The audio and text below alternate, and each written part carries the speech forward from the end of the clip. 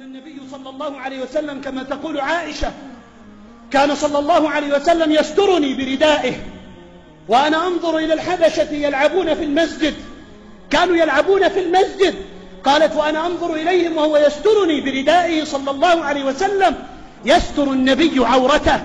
قال صلى الله عليه وسلم في حديث عبد الله بن مسعود قال المرأة عورة، المرأة عورة، المرأة عورة، المرأة عورة، المرأة عورة، عورة وربي عورة، فإن خرجت وكشفت سوآتها بنطال وتنورة وعباءة على قدر الجسم وهذا تخابيص، عورة عورة عورة.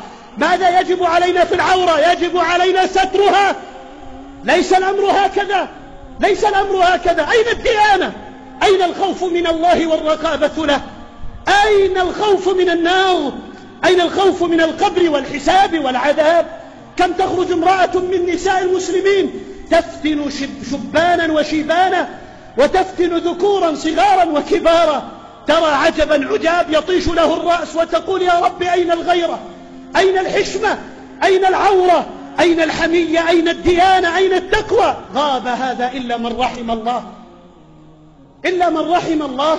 يقول النبي صلى الله عليه وسلم المرأة عورة، إذا خرجت استشرفها الشيطان، شرفها ورفعها في أنظار العالمين، وذهب ينظر إليها الرائح والغاد ويشتهي ما يشاء، يشتهي ما يشاء.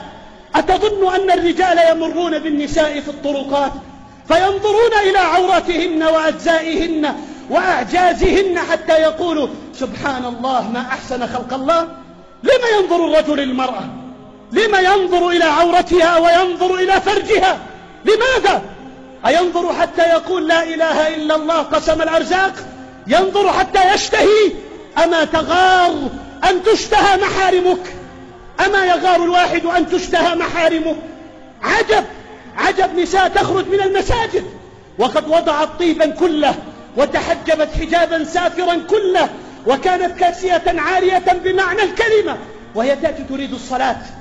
أبو هريرة رضي الله عنه تمر امرأة فيشم طيبها ويرى من تبرجها فيقول يا أمة الله، يا أمة الجبار. قالت نعم. قال أين تريدين؟ من المسجد؟ قالت نعم. قال أتطيبت للمسجد؟ قالت نعم. قال أما والله إني سمعت حبي أبا القاسم